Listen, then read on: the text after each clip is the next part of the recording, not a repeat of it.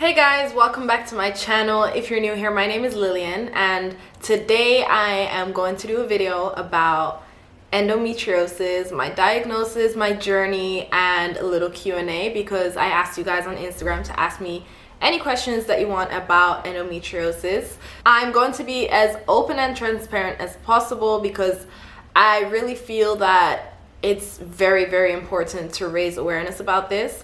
I'm not usually someone to post or to share too much of my private life on social media, but with this, I really wanted to share it and talk about it. A lot of us struggle with these type of issues and kind of ignore them because we don't know better or we're told that it's normal and it's really not. So I'm here to share my story and to answer some of your questions, and I hope that you guys find this informative. I hope that it helps some of you guys that recognize yourself in my story and in these symptoms. And please, please, please go get checked. Make sure to really push for an answer if you truly feel like something is wrong, because you know your body best and you know what's normal and what's not. So without further ado, let's get straight into it. Endometriosis. A lot of people don't know about it, but I do know that it's getting a lot more awareness recently. According to Google, endometriosis is a condition in which cells similar to the lining of the uterus grows outside of the uterus, and the tissue can spread to other organs. So not just outside your uterus, but it can spread out to the bowel and the bladder, and yeah, it can basically spread out throughout all the organs in your stomach. Some of the symptoms of endometriosis include painful periods to the point where it interferes with your daily life, pelvic pain, pain during or after sex, painful bowel movements, so you might have pain when going to the toilet, and you might have fatigue and difficulty getting pregnant. Those are some of the main symptoms, but there are a lot more symptoms as well, such as pain during your ovulation. So, by the way, if I'm looking down, it's because I'm reading from my iPad. There are some other symptoms which are a lot more difficult to kind of pinpoint because it's not very regular. So you can have very heavy periods. You can have spotting in between your periods, so where you bleed a little bit even though you're not on your period. You can have bleeding from the bowel. Bloating is a big symptom for me especially as well. And then there's things like back pain and leg pain, tiredness, like fatigue, depression. There's so many symptoms that can be a result of endometriosis. And these symptoms on its own, like for example, just because you have back pain doesn't mean you have endometriosis, or just because you are feeling depressed doesn't mean that you have endometriosis, obviously. If you recognize yourself in many of these symptoms or some of these symptoms, please, please, please get checked, because it might be endometriosis, it might be PCOS, it might be anything else, or it might be nothing, but it's so worth getting checked. Make sure to get your smear tests as well to make sure you don't have cervical cancer, because that is really, really important as well. So let's get into your questions. And a lot of the questions that I got were basically saying, how did you get diagnosed? What were your symptoms? What did it take to get the right diagnosis? So I think that's a good way to start this video. So I first got my period when I was 14, I think. I got it quite late compared to my peers. The girls in my class, they all got it quite early on, like as early as 11 years old, 10 years old, 12 years old. I was one of the latest for my group of friends and for my classmates that got her period. So I got it around when I was like 14, and from the start, my periods were so painful. My periods were so painful. The cramps, the back pain, headaches, like the cramps were so bad that it would make me throw up sometimes. It would make me faint sometimes. That's how bad the cramps were. I wasn't able to go to school or to work for 2 days usually. My periods were never really long, so I never had like 7-day periods. It was always like 3-4 days, which thank God. And the first 2 days were the worst. One day it got so bad, this was 2014, and I was in Eritrea at the time for summer with my family, and it was so bad. I was throwing up. I was like, I can't do this anymore. Like, I need to go to the doctors because this is not normal. So I go to the doctors when I get back from Eritrea.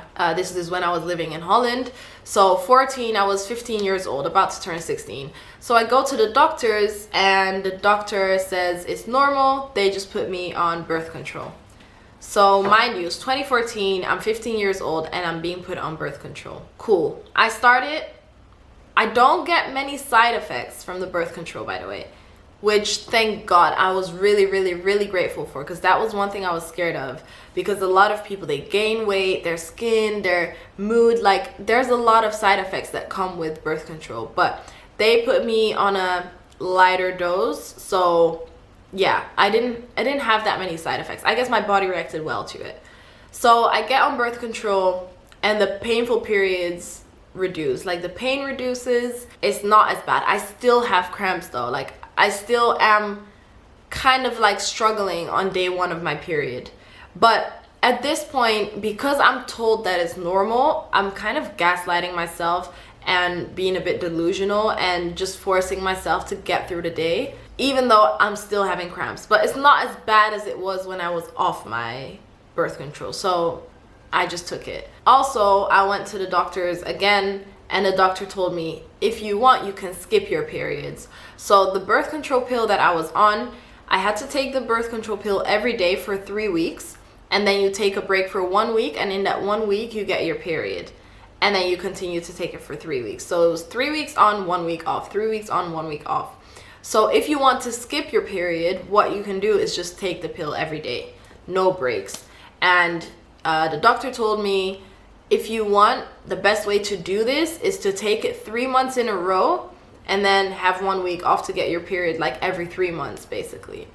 So that's what I usually did. I didn't do it strictly, but I just had my period. Like I just took that 1 week off every so often, because I also felt a bit wrong. Like it just felt wrong to not have my period for like a year, for example. So yeah, I just skipped my period a few times and then had my period and did it like that. So I was taking the pill for years. Around 2019 or 2018, I had an internal ultrasound because I was having pains in like my left lower like pelvic area, I guess you can say it. So I got an internal scan where they basically do an ultrasound but from the inside. It was a man that did it, and he basically told me everything is fine, everything looks good. Your uterus is just hanging a bit lower, like it's just positioned a bit lower, which is why you're having a little bit of pain, but everything looks fine. Fast forward to 2022, I was having like such vague symptoms. Like I was having tension headaches every single night, really bad tension headaches. I was moody. I was just not feeling great. Like I was in a bad mental space and there was a lot going on. So there was just so much, like, I don't know, I just wasn't feeling great. And I thought maybe I need to get off the pill, because first of all, at this point, it's been 8 years that I've been on the pill. And I was a little bit scared because I was like, if I ever want to have kids, like, is this going to affect me being on a hormonal pill for 8 years? So I wanted to stop. That's one reason why. The second reason why was because I was having all these vague symptoms and I was going back and forth to the doctors. We were taking blood tests, like checking my iron levels, my vitamin levels. My thyroid was a bit messed up as well. And at one point, my thyroid level was a bit, I think it was a bit low or a bit high, one of the two. And I asked my doctor, does birth control affect your thyroid levels? Because your thyroid, it makes hormones, basically, something to do with making hormones for your body. So in my head, your thyroid makes hormones. Your thyroid is in your throat, by the way, and birth control is hormones. So in my head, it's gonna affect it. But I asked my GP, and my GP was like, no, that has nothing to do with it. That won't affect it. I get home, I thought, let me Google it anyways. So I Google it and I find that actually birth control does affect your thyroid levels. And the symptoms that I was having could be a result of my thyroid levels. So I said, okay, you know what? I've been thinking about it for a while anyways. This was kind of the cherry on top that made me stop the pill. So February 2022, I stopped the pill. luckily, I got my periods quite regularly. It didn't take that long for the pill to kind of get out of my system, because some people report that it takes like 6 months. It can take up to a year for all the hormones to get out of your body. But for me, I kind of got, like, I didn't have that many irregular periods or anything like that. I continue to be on time every month. So I get off the pill, and then the painful periods start coming back, as painful as it was before I got on the pill. So when I was back in 2014. So the painful periods come back. I kind of let it happen for like a year, because in the back of my head, I'm thinking it can take a while for the hormones to get like out of your system. So 2023, a year later, a year and a half, I would say, I'm like, what's going on? Like, the periods got so bad. Like, I couldn't leave my bed even. That's how bad the cramps were. And my period usually comes on in the nighttime, like when I'm sleeping, or in the morning. So it's like straight away, start of my day, boom, like the cramps are there, everything is there. So I struggle to get out of bed. Like, I'm really going through it. So I go to the doctors. I go to the GP. I felt like the GP was not taking me serious. It was a male GP. He was just calling it dysmenorrhea or something like that. I'll put it here, the name of it. And it basically means, it's basically a medical term for painful periods. And he was like, well, we can put you on a pill. I was like, no. Like, I've been on a pill for 8 years. I want to get to the root of this problem. I don't mind going on the pill again, but before I do, I want to know what's causing this. Like, my sister has PCOS. At this point, I'm thinking I might have PCOS. She had a cyst on her ovaries, so I'm thinking I might have PCOS, but I did my research and I couldn't relate to the symptoms of PCOS, because it's a lot, like, it's very hormonal. Like, a lot of people with PCOS are like overweight, or like, one thing I've noticed that a lot of people with PCOS have is like chin hair, or like hair in unusual places. I couldn't relate with those symptoms of PCOS much, but I thought it might be an option anyways. So I go to my doctor. I want to get to the root of this problem before I jump on another birth control again, because this is not normal. It is not normal to have such painful periods. I already did my research before I went to the doctors, and I told him this is not normal, because all that I've been reading online is basically, it is not normal if your period is so painful that it's interfering with your daily life. Yeah, you should have cramps, but not that bad. It shouldn't be so bad that you can't go to work, or you can't go to school, or you can't function for a day or two. So I told my doctor, this is not normal. I have to take time off work. I can't go to school. I can't do anything on my first 2 days. And the doctor wasn't really taking me serious, but because I was pushing for it, he said, okay, I'm gonna send a referral for an x-ray, for an ultrasound, and we can go from there. Let's do a scan and let's do a blood test, I think it was.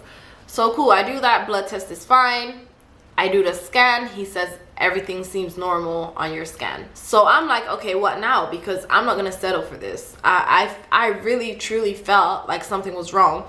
And at this time, I'm also reading about endometriosis, and I really related to the symptoms of endometriosis. So the doctor says, okay, I'll refer you to the gynecologist. This is public health care. This is the NHS in the UK. I get a referral to the gynecologist, and they said, like, you'll hear back from us within like 8 to 10 weeks about an appointment. But the waiting times are over a year. So I'm chasing the appointment line, and they tell me they never had a referral for me. So I'm like, my GP referred me. Apparently the referral got lost. I was so annoyed, but you know what, it happens, whatever. I get my GP to resend the referral. They get it, and they're like, the waiting times are 65 weeks. I'm like, I'm so sorry, but I cannot wait 65 weeks. I'm literally dying every month. Like, I'm struggling. I'm going through so much pain every single month. I cannot wait 65 weeks. So the girl on the appointment line, bless her, like, she couldn't do much, but she was like, okay, go back to your GP and ask him to expedite the referral, which means to make it like an urgent referral. So I go back to my GP. My GP's like, okay, I'll do it. Again, some administrative stuff happens where they can't expedite my referral. All of this is happening like over the course of a few months. Like, it's just taken so long.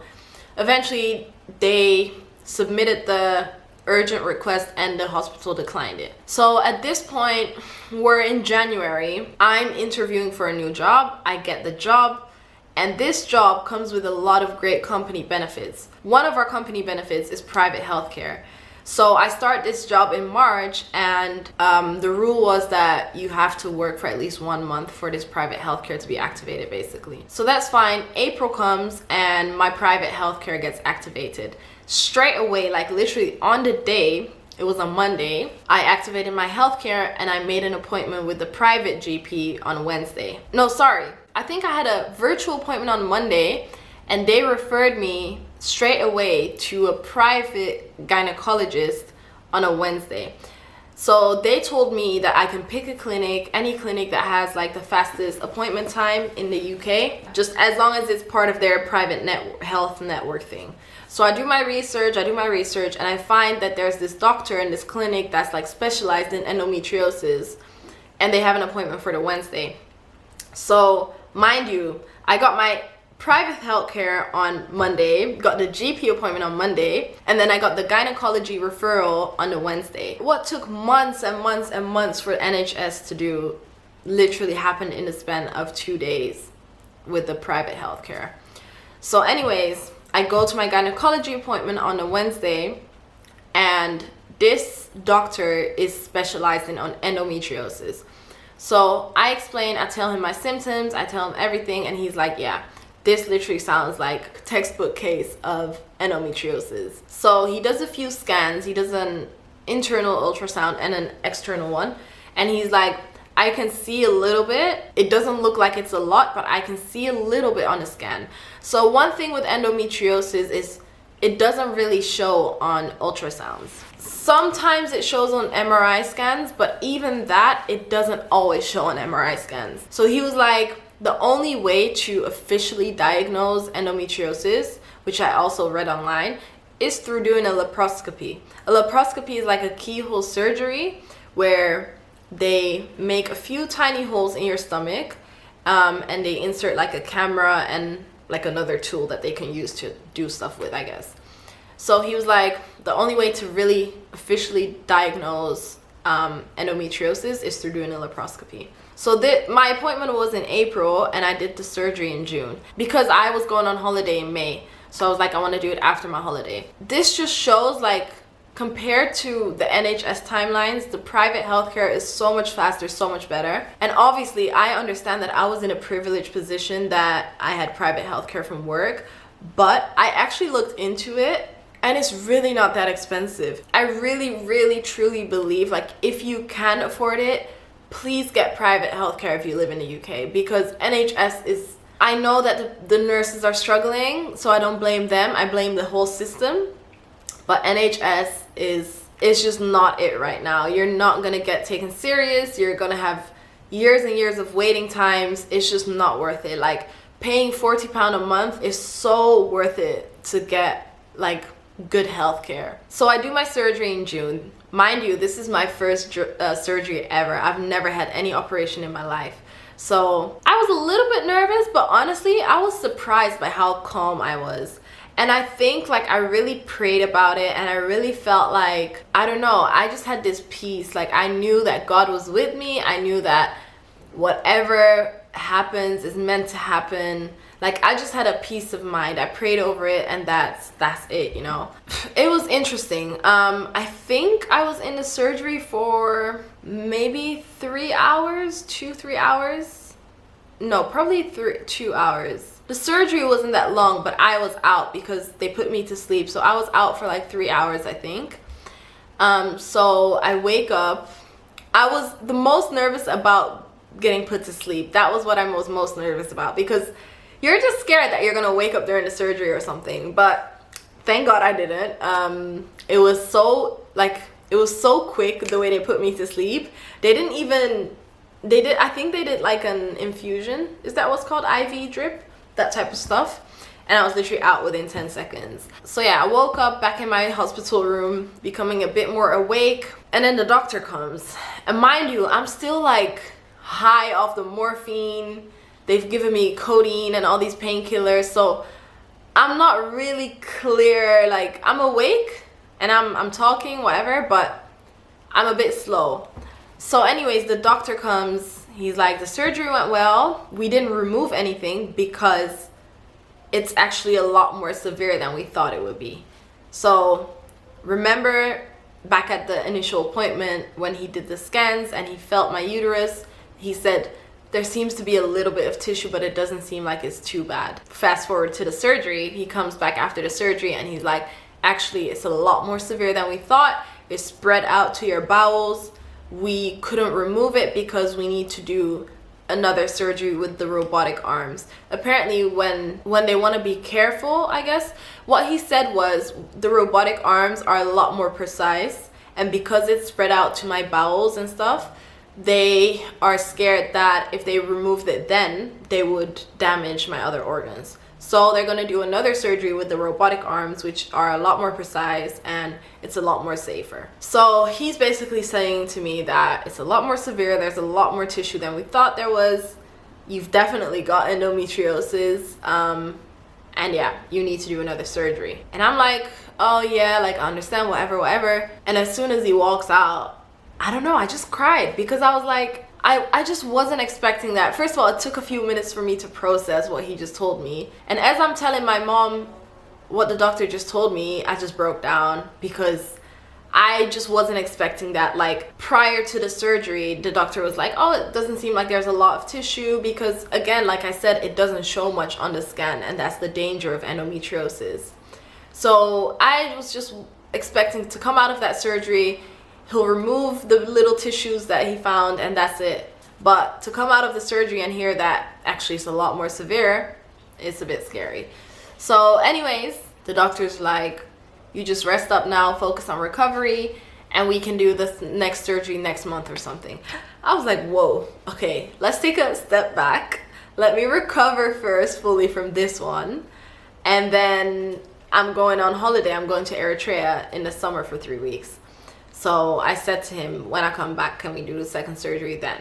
So he's like, okay, we'll do that. It's usually a day surgery, so you're usually allowed to go home the same day. They just tell you that you need to be able to pee and eat and drink before you're allowed to go home. So I eat and I drink because I was very hungry and I was very thirsty. And then I need to pee. So I called a nurse to help me get out of bed. And my blood pressure was really, really low. I already have low blood pressure, like on a regular. But because of all the drugs that they gave me, my blood pressure was even lower. So she was like, let's just wait a minute for your blood pressure to go up a little. I think she gave me apple juice or something. I don't know, some food. And then we can take you to the toilet. So I was like, okay. My blood pressure was at 100 over, I don't know the bottom number anymore. Usually on a normal day, my blood pressure is like 95-ish. My blood pressure is on 100, so she's like, okay, let's take you slowly to the toilet. So I go to the toilet, and as soon as I get up, everything starts spinning, and I was about to faint. Like, I literally walked to my bed so quick, and I just literally dropped on the bed like this. And the nurse straight away tried to measure my blood pressure again, and it went from 100 to like 80 something. Like, it dropped by so much in just those 30 seconds of me going to the toilet. And she was like, yeah, you're gonna have to stay. You're gonna have to stay overnight because we need to keep an eye out for your blood pressure, because if it's too low, it's dangerous. Like, you can faint, you can become unconscious, all of that stuff. So they just wanted to monitor me throughout the night, so I had to stay overnight. One thing that was really annoying was when they did the surgery, they put some gas in my stomach to make it like blow up, so there's more space for them to move around. So they try to take out as much gas as they can before like wrapping up, I guess. But there's obviously still some residue gas. And this gas is the most painful thing ever, because as like after the surgery, the hours, the days after the surgery, what happens is it rises up and it causes so much pain in like your shoulders, your neck, your chest. Like, it was so bad. There were times that I felt like I couldn't breathe because the gas was causing so much pressure on my chest. So they literally drugged me up with codeine, morphine. They gave me so many like painkillers throughout the night as well. Like every few hours they woke me up, so I didn't sleep very well, and I had to sleep sitting up because if I laid down, like all of this just hurt so much. So I was so glad that I stayed overnight, and then the next day they discharged me, I think around 1 p.m. or something, or 12, something like that, and they gave me a bunch of painkillers and stuff to take home. Cool. The next few days, the recovery, like I was okay to walk after a few days. It wasn't that bad. But what bothered me the most was that I couldn't sleep properly. Like the first few nights, I was literally sleeping sitting up like this with a neck pillow, because the gas release, like the gas coming up here and causing like so much pain in my upper body, I literally couldn't lay down. Like I had to sleep sitting up, and I was just not getting a lot of sleep. Like a week in, I would say like I was quite good. The only thing that really hurt in the first week was when I had to cough or sneeze or laugh or anything like that. Like that really hurts in my stomach, like where they operated the wounds. But yeah, after a few weeks, I took 1 week off work. I work from home as well, so I felt like I could have started a little bit earlier, like maybe 5 days in, but I kind of wanted to really rest before getting back into work. So I took 1 week off, and yeah, the second week I started working again, and I slowly started like just going back to normal. So in that sense, the recovery was quite fast. I would say just the first week is probably the most intense. I haven't gone to the gym yet. I haven't started working out yet, even though it's been 3 months. Obviously, I've been on a holiday since, so that's why I haven't really started getting back into my exercise yet. But I do really want to start soon, because exercising and running and keeping your fitness up, it really helps with the recovery and with the surgery in general. So I'm gonna get back into that soon. So that's kind of my story, my diagnosis, how I got diagnosed, the symptoms that I was experiencing. I'm going to do my second surgery this year. I haven't planned a date yet, but I'm going to do it in the next few months, where they're doing the surgery with the robotic arms, and they're going to remove all the tissue basically. And then after that, or even now already to be fair, they're going to give me a birth control pill. It is not the same pill that I was on before, which the usual birth control pill is a combination of different hormones. This one is just one hormone. I don't remember which one it is, but yeah, that's the pill that I will be taking, and that's going to help slow down or reduce the growth of the tissue so that it doesn't come back. So usually there's a 35 to 50% chance of the tissue growing back after a surgery, but if you take this pill, then it's, I think he said 8% of a chance for it to grow back. So it's a significant difference. So I'm definitely gonna take that pill. So that's basically my story and how I got diagnosed. The symptoms that I had, like I said, really painful periods, really bad cramps, really bad back pain, and really bad leg pain. And that's one thing that I kind of felt like that might be like because of endometriosis. Because literally from my hips down all the way to my ankles, my whole legs hurt when I'm on my period. Like they're so sore and stiff, like it's insane. I don't know, I just thought it was so weird. But it was definitely one of the symptoms of endometriosis that I recognized myself in. Another symptom that I had as well is pain during ovulation. So I track my period with an app called Clue, and every time I'm ovulating, I would get like cramps. Not as bad as my period cramps, but still like I would have some cramps. So I thought that was a bit weird. And then another thing that I noticed as well is fatigue. Like I am so tired all the time, and especially during my period. And I used to think it's because low iron levels, because I'm anemic, low vitamin D and all of that stuff. But even after I've been working on that, taking iron tablets, taking vitamin D tablets, and having done my bloods again, my levels are now good. I was still experiencing that fatigue as well. The fatigue kind of comes from being in so much pain all the time that your body's just so tired. That's the kind of fatigue I was feeling. Like no matter how much I was sleeping, I would still wake up tired. One of the questions was, what was surgery like? I obviously just explained that. Another person asked, did you get a cyst at first? Because I got a cyst and it's a sign of this. So no, I didn't have a cyst, and this is a common misconception. Usually you don't get a cyst with endometriosis. A cyst is a sign of PCOS. So PCOS and endometriosis are two different things. PCOS is where there are cysts growing on your ovaries. Endometriosis is when it's like a tissue growing on not just your ovaries, but anywhere really outside of the uterus. So no, it's not the same, but I believe you can have both PCOS and endometriosis, but correct me if I'm wrong. Someone said, is it a taboo in your culture because it has to do with fertility? I would say yes and no. Like, I feel like talking about your period is kind of a taboo, both in my culture, like my Eritrean culture, but even in the Western culture. Like, I know there's like a lot of girls, and especially with feminism now, like it's becoming a lot more, they're trying to make it more normalized, but it still is a taboo. Let's be real, especially when you're calling in sick to the workplace. You can't say, oh, I want to call in sick because I'm on my period. Like, no one, like, you feel like no one's gonna take you serious. You feel like there's this certain expectation or assumption that your period is not that bad and you should still be able to work. So whenever I used to call in sick because of my period, I used to feel so bad. And I used to never say I got my period. I used to say, oh, I've got a migraine, because it's a more valid excuse in my mind. There definitely is a taboo around talking about your periods. And I feel like that's a reason why so many of us girls live like being ignorant. Not on purpose, but because literally we don't know any better, and we're being gaslit by doctors and family members and friends and everyone really. I really do think it's important to talk about this, and that's why I made this video, because I feel like it's so important to raise awareness that if you're experiencing really bad painful periods, that is not normal. If it's interfering with your daily life, that is not normal. Please get checked. If the doctors don't take you serious, please keep pushing. There are so many things that could be wrong, and you know your body best. And if you are going through so much pain, that's literally your body telling you that something's wrong. So don't ignore it and keep chasing the doctors.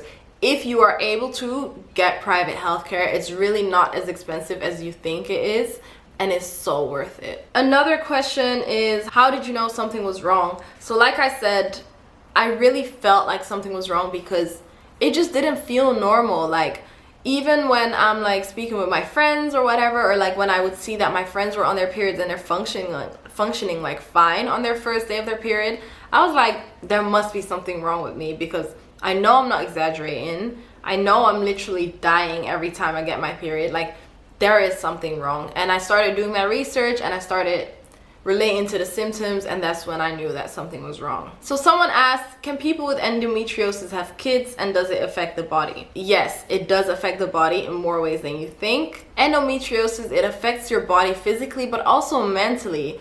It's a chronic illness, so it's something that you cannot cure. You can do these surgeries to remove the tissue, but it can grow back. Some people have to have these surgeries like 4 or 5 times and it still doesn't help.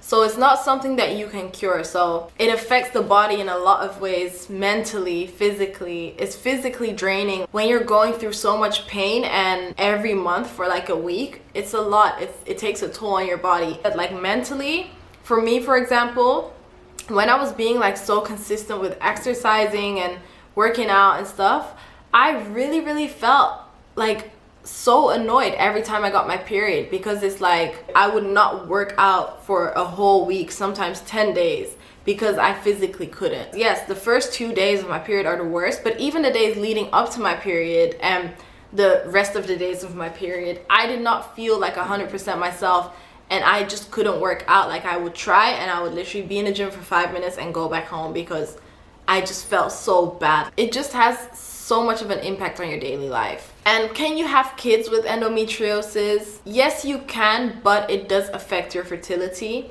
And if they find the endometriosis on your ovaries or your tubes, I think, then you will face difficulties getting pregnant. That was my biggest fear, and that was my biggest concern. And what the doctor told me is that if I don't get this surgery, the chances of getting pregnant are smaller, or like I will face a lot more difficulties. It is still possible to get pregnant in the natural way, but I will face a lot more difficulties getting pregnant. That's also why I'm 100% doing this surgery, because I definitely want kids. That is something that like is my biggest fear. So I'm hoping that with this surgery, my chances of getting pregnant like in a natural way are a lot higher. And the doctor did tell me a percentage, but I forgot, but it was very positive. So I'm not worried about that. Like once I do my surgery, I'm hoping that it will be, obviously God will work it out anyways. Whatever God's plan is, God's timing, that's what I trust in. So I have faith, but yeah, it can affect your fertility, and especially if you don't do anything about it. So if you don't have the surgery to get the tissue removed, then yes, you definitely can face difficulties getting pregnant. That's not to say that it's impossible, because there's a few influencers that have endometriosis that have had kids, and seeing them, obviously I know they're influencers. There's probably a lot of women out there that have endometriosis that have kids as well, but I just don't know about it. But I know Molly May and Melissa's Wardrobe both have endometriosis and both have had kids. And funny enough, I didn't mention that at the start actually, Melissa's Wardrobe is the person that has made me aware of endometriosis and that made me question my own symptoms and kind of pursue this diagnosis. So big shout out to her for raising awareness on this, because I don't know how long it would have taken if it wasn't for her shouting out about this on her story. Someone asked, how are you doing mentally and emotionally? Honestly, getting the diagnosis was the biggest relief. It was scary because, like I said, especially with the whole fertility and getting pregnant, but it was the biggest relief ever because I've been gaslit by doctors for so many years. Throughout those 8 years that I was on birth control, I went to the doctor multiple times as well, and I just got sent home saying like, just take some painkillers. And even last year, my GP was gaslighting me so much.